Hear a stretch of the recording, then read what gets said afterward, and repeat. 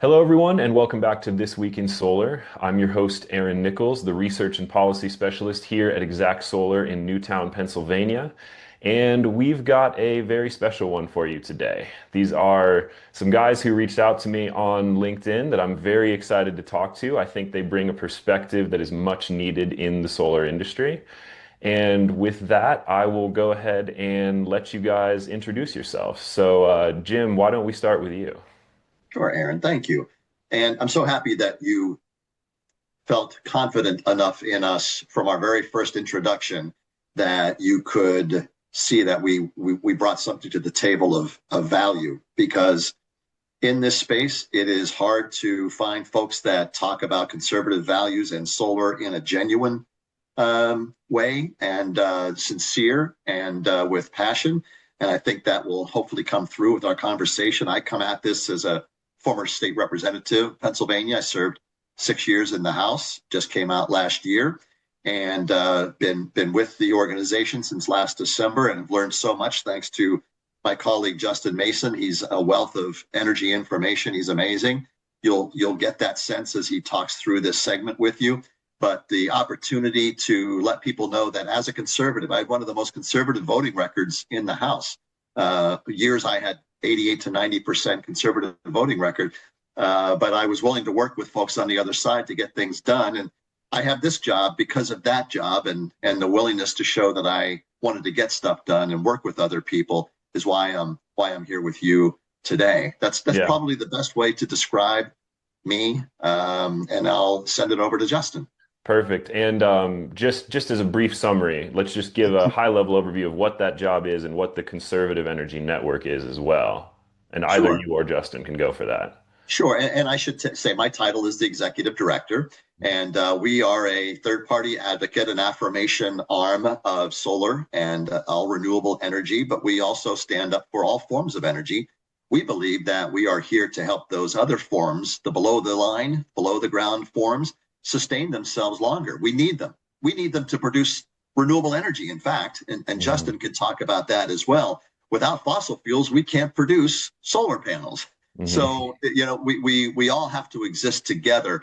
What we exist to do is to educate grassroots and grass tops folks at the legislative level, all the way down to the township supervisor level, and then in the neighborhood level, what is truly happening with Mhm. the emotional support that the folks who are against it put out there. It's so much emotion, and we present the facts, and we do that in a number of ways. And so I think that answers that part of the question, and I'll turn it Mhm. over to Justin. Thank you, sir. Aaron, thank you for having us on the show. Stoked to be here and stoked to participate in this discussion and stoked to be joined by Jim Gregory. We both love our work and we love the opportunities in which we get to perform clarification to disinformation. My name is Justin Mason. I reside in Western Pennsylvania. I got into solar by way of doing the labor. I was pursuing a master's degree at Chatham University in sustainability. I happen to be a Republican. It's an interesting mix, truly. Well, I got into putting panels on roofs and in fields and wrenching. I often find me times in the garage with a wrench in my hand. Mhm. But beyond that, I got the opportunity to apply my inclinations towards energy. I had early inspirations from a young age, seeing the Drake's Well here in Western Pennsylvania as a forefront contributor to the industrialization of energy, which borne out the world the way we knew it, right, at this point. So I got into energy through solar. I had inclinations through trying to join gas and oil previously. I was Safe Land, Safe Gulf certified. Landed with CEN, Conservative Energy Network, and their grassroots arm, the Land and Liberty Coalition, in 2020. Did some early work right before COVID hit, and then came on in a bit more of a part time capacity, forging into full time for the Land and Liberty Coalition and growing my role into the Conservative Energy Network Pennsylvania. Working with Jim today, we seek to clarify to the disinformation that occurs around the education of renewable energy projects. We have four ethos we stand on: jobs, economics, land rights, and national security. With these four ethos in mind, we people like to say GSD, right? Get stuff done. I like to say go slay dragons, and Jim empowers me to do so, quite literally. So, with my Excalibur being energy and education, uh, I set forth to really engage it, Mm, all authorities having jurisdiction from grassroots to grass tops, that being the localized governmental level through the middle government level to individuals like Representative Gregory, who's joined us now as my executive director, sir. And I've been waiting to use this. We have to wear a lot of hats in this organization. So Yes, oh boots on the man. ground, quite literally. We show up into local communities to speak to the concerns because rural Mm, Pennsylvania is experiencing a rate increase. And with that, there has to be ways for us to address that. And utility mhm, scale solar is one way that is quickly deployable. 18 months, and we can have a utility scale solar project built mhm. if all permits and everything are in place. right. Yeah. And I mean, private landowners and private building owners can also just opt out of crazy rising bills. I mean, that's one thing that we love at Exact Solar. Everything we install is behind the meter. I love your frame there, Justin, of slaying dragons. But personally, I'm very, very into mythology and storytelling, and went through a lot of reading of Joseph Campbell and have a mythological understanding of the world myself. And I think as a way to ground this conversation and establish that we are on the same side, because I think that a lot of people will see the headlines I put up in this and they'll think, oh, conservatives, they don't actually care about solar. This is all some sort of phony thing. Like, they're on one side of the aisle. They must have this checklist of beliefs. I would be interested to have the audience hear the story of how we almost lost net metering in Pennsylvania and how the Conservative Energy Network stepped in to help. And I would like to, for anyone who's listening who's unfamiliar, net metering is how solar projects pay for themselves. Because an energy project produces energy, there's a law, or sorry, yeah, because a solar energy project produces energy, there's a law that a utility company must buy that energy at a similar rate to what it would cost them to produce it. And that is what net metering is. And we almost lost that policy in Pennsylvania. And y'all were instrumental in helping keep it alive. So I would love to hear that story. Sure, I can tell part of it. Justin may be able to tell the other part of it. In last session, the Senate put forth a bill that only the legislature could enact the use of solar for all dollars that were made available through the federal government. For Pennsylvania, I believe that total was about $158 million. They didn't act on that in the last session. And so early in this current session, the new committee formed, the Energy Committee formed, and Chair Elizabeth Fiedler put out the bill to get this moving early in the legislature to help enact the use of those dollars here in Pennsylvania. And to our very happy willingness, Justin was actually asked to testify in the very first Energy Committee hearing here in Pennsylvania, and it was on the Solar for All bill because of his experience that you just heard about putting up panels and so forth from the labor standpoint. So the bill eventually comes out of committee, goes to the House floor, and in caucus, there was an amendment added by the Republican caucus.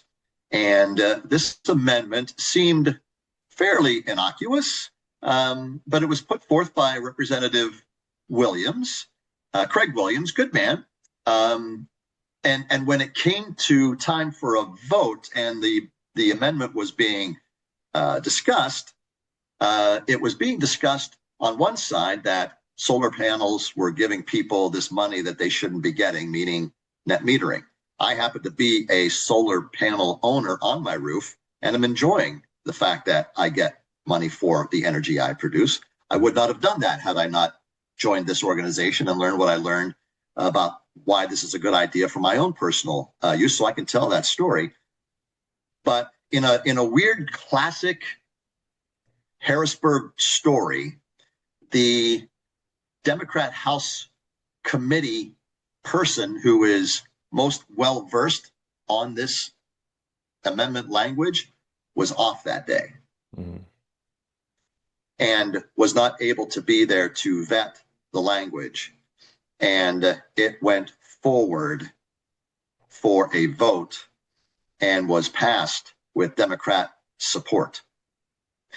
And after that happened, we made them aware, to their chagrin, and you know, these things happen. Okay, we're not here to claim some great success. We're just here to, again, educate. Mm-hmm. And we educated on the fact that what they actually did was approve an amendment to this bill that would end net metering. There was actually pushback at the time. No, can't. No. Oh, you're right. Mm-hmm. And we're just glad that we were right, and that bill is never going to go anywhere beyond where it is in the House. And as a result, net metering will not see that change here in Pennsylvania. So yeah, we can claim that we are the reason that happened and brought it to their attention. And the Dems did hear a lot from the environmental groups about, what are you doing? What do you think? They had to, you know, feel that pain. But unfortunately, experience is the best teacher. It's okay. And here we are, and that won't happen again. And we're glad that we could play a role in that. Yeah, and we're very grateful to y'all for catching that. I mean, obviously, as a solar company that sells behind the meter systems, net metering is a huge piece of what we present to our potential customers. Mm-hmm. Yeah, that would have ended. I wouldn't have done it without it. I can tell you that here in my own home. Sorry, Justin. No, sir, you're good. That would have ended Jim's ROI before he even got started. Yeah. Absolutely. You know, and many others many others would have been impacted upon that, who have current investments out there on these systems to offset their energy usage in an energy stewardship position. Because, sir, you recognize, just like we do, investing in solar for your own personal application, accessory usage, as is termed inside of township language, it's energy stewardship. Yeah, I was going to ask you more about that term when I heard it. I haven't heard the term energy stewardship before.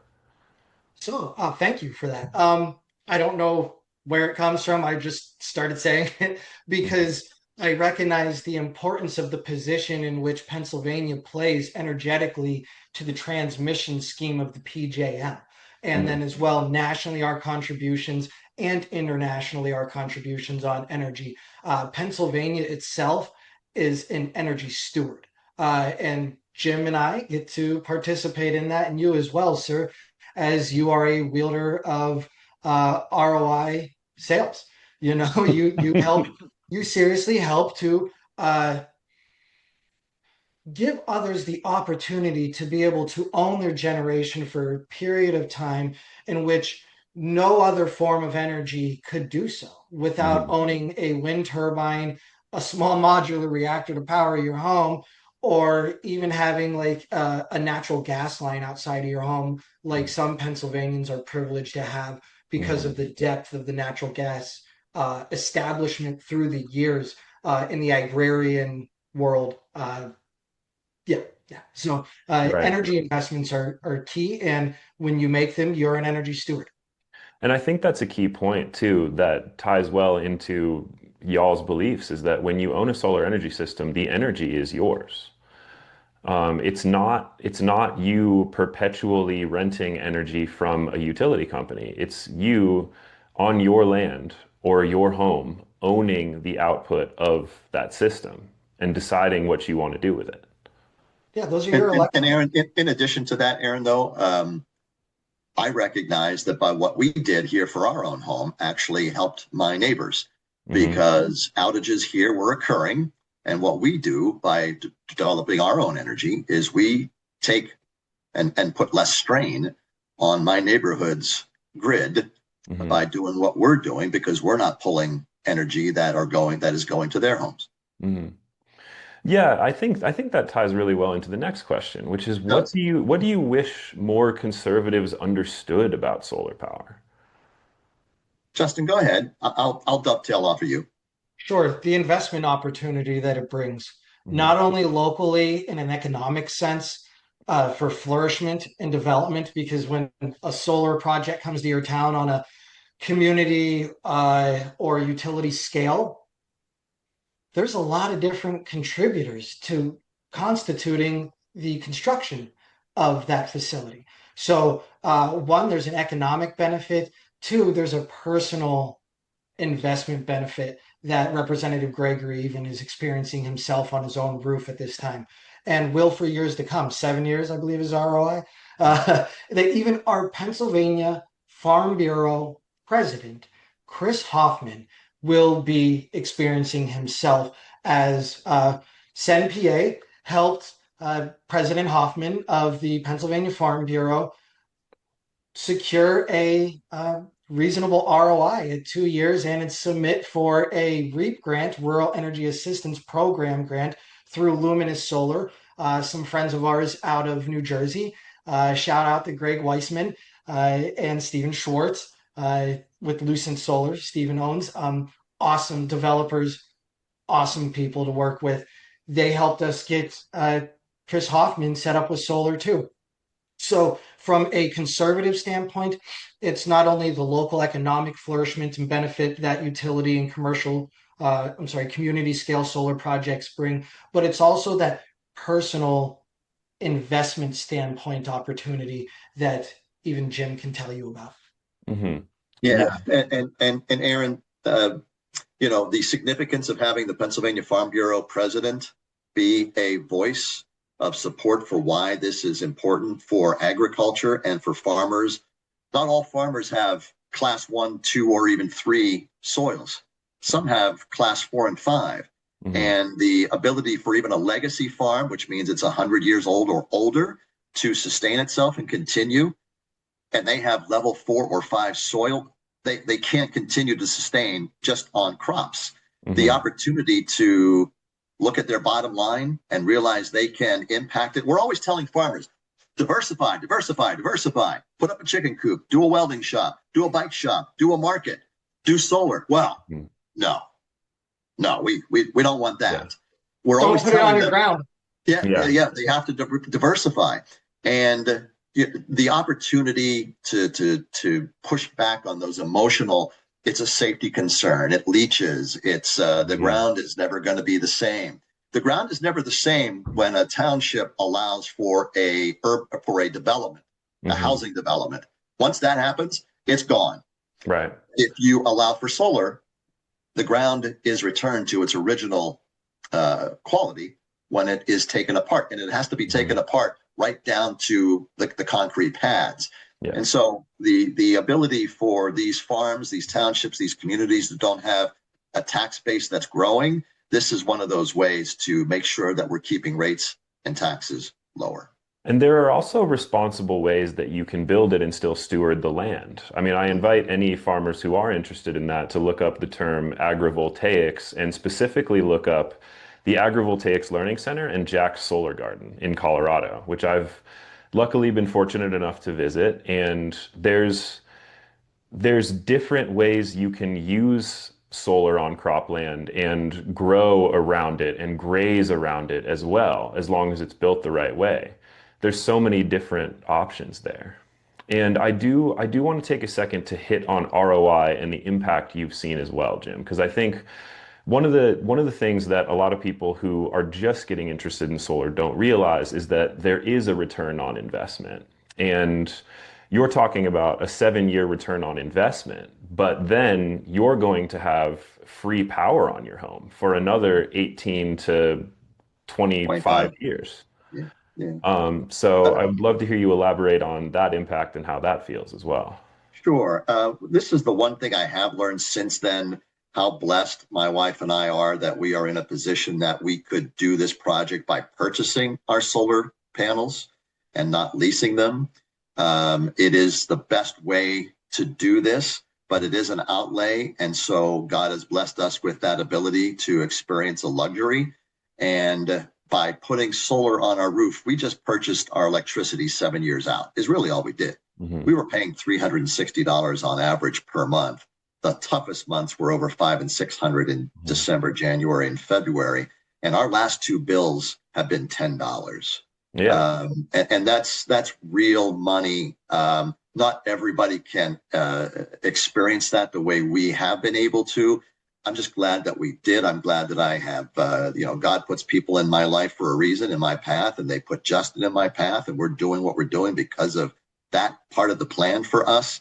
And so it's amazing that we are able to do that. I think to your previous question, and I think it dovetails here, is what I wish for. I wish that we didn't get to this point where we are with misinformation because of the previous oil and gas wells and leases that went out to farmland. So many of them were taken advantage of, and they're just gun shy about wanting to do this because of those experiences. And so we're trying to overcome those experiences as we speak, as everybody is. I wish we didn't have to get to this point by that. But stories like mine, stories like Chris Hoffman, when those stories are told, I think we have a chance to overcome those. And as long as we're dealing with developers who are recognizing the importance of community benefit agreements, the recognition of the importance of decommissioning bonding, doing bonding of over 100%, upwards of 120, 125%, that's real money for developers to put into projects that those communities can feel more confident about and push back to those emotional pushbacks that exist, that it's a safety concern, or I don't want to deal with these people because of what they did to me on my oil and gas lease, that we're using these stories to overcome those previous difficulties. Right. That makes a ton of sense. Yeah, I think it's so important that people can hear from people like them, which is why I love the work y'all are doing. I mean, the last thing a farmer wants is to be lectured by some banker in a suit who just doesn't understand what it's like out there, doesn't understand the things that they're going through. And farmers have a lot of limitations on their land use that they also have to deal with. I have a very good friend who runs a farm close to me, and she has been trying to build a community center on her family's land, and she went through 4 years of nightmares with the county, and then eventually was like, you know what? I'm incorporating my land as a church. Yeah. Now, now you can't mess with me. Farmers go through a lot, and so it's very important. Aaron, I served, as I said, in the House for 6 years, and I served 2 terms on the Ag Committee. So I got to learn a lot about farming. And one of the things that I think we all need to recognize is farmers don't want to rely on anybody. Hmm. They want to be self-reliant. They want to take care of themselves while at the same time taking care of us. Right now, they're having to determine whether or not bailouts for them are a good thing. They don't want bailouts. They Hmm. just want to farm, Hmm. and they want to be self-reliant. And this is one of those ways that they can be self-reliant. And we shouldn't have people telling them that they can't do it, because then all they have to turn to is having to rely on others. And that's Hmm. not what they want. Right. And I think this goes back to misinformation as well. I think, unfortunately, clean energy just gets lumped in with other political issues, and, certain people on one side of the aisle just don't really question that they're against it. Just like certain people on one side of the aisle don't really question that they're for it. Mm-hmm. And it takes a little bit of nuance to reach out and be okay with these things and think about and actually have real conversations. Aaron, I'm going to agree with you, but I'm going to add that right now in Pennsylvania, there is legislation with the Lightning Plan by Governor Shapiro and siting reform. And siting reform is going to struggle to go anywhere because there's also disagreements within each party. Hmm. If a far left group doesn't want to see something happen that's friendly for Democrats, they can stand in the way of what would appear to be an easy Democrat issue. But right now, struggles within each party Hmm. are also causing delays to moving policy forward in Pennsylvania. That's a good point, and thank you for adding that. Mhm. So, one of our big goals And as we wind down, I have two more questions I want to ask you guys. And one of our big goals for 2026 is to expand further west. And we're planning to head out towards y'all. We're very excited as a 20-year solar installer that has a really good reputation to start building out that way. And we were wondering what advice you have for solar companies who want to land more conservative customers. What kind of messaging worked for you, Jim? So the messaging that works for me is that I can stand on my own story. I can stand on my record as a conservative voter. I can tell you who I voted for. It wouldn't be a surprise. But I also believe that we need to recognize the importance of landowners' rights and property owners' rights. And what's hard for folks that are more friendly left center is for them to message those kinds of things. And so that's why they come to us, because we're able to help them genuinely believe that they can message what we message, because at the end of the day, it's about getting a project done. Justin, you have a little more experience with this, please. And we're running out of time, so I want to be respectful here. Yes, sir. Yeah. Thank you. We can go to 10:45 and I'll edit this piece out. Okay. Great. Yeah. When it comes to working inside of predominantly conservative communities, i.e., rural areas, right? Truly, red supply, blue demand, very much so. And when it comes down to it, you have to be very genuine when you show up to the township. You need to come to the township. If you're an industry participant, if you are a developer, you need to show up at the township. You need to show up at the conservation district. You need to show up at the county. You need to show up in the legislative office. You need to find what's the community concerns? What does the community need? How can you be a great neighbor to those who live around your installation? What's the prevailing thoughts of those who are going to be living next door to your energy contributing piece to their community? Find out that. Have a conversation. Shake their hand. Talk to them in the front yard. Buy them a cup of coffee. Maybe take them out for a meal. Talk to them. They are the neighbors of your installation. They need to be courted. Yeah. And that's where trust is developed, Aaron. There's a lack of trust in so much of our lives these days. And if we can meet them where they are, meet them where they are. Don't come to them and tell them. Don't dictate to them. Don't preach to them. Meet them where they are and then go from there. That's what we have found to be the best path to getting support for our organization, for organizations like yours. Of course. Yeah. We're not here to save you. We're here to listen. Early and often. So to close things, I've asked every guest this question since I started this a few months ago. And it's a really fun moonshot question that I like to throw out there. It started because I was at my grandma's 80th birthday party a few months ago. And as I was writing a LinkedIn post about it afterwards, I realized, like, wow, 80 years. Like this woman was born into a world where renewable energy did not exist. She was born in rural Missouri 10 years after the Rural Electrification Act, so barely when the country had gotten electricity. The only way we knew how to generate electricity was to dig things up and burn them. We had no other understanding. Windmills, I think, just pumped water. No one had made them generate electricity yet. And within 80 years, everything that's unfolded has basically come out of nowhere. I think the first solar PV cell was 1954. Jimmy Carter put solar panels on the White House in 1979, and those were solar thermal. They weren't even solar PV cells.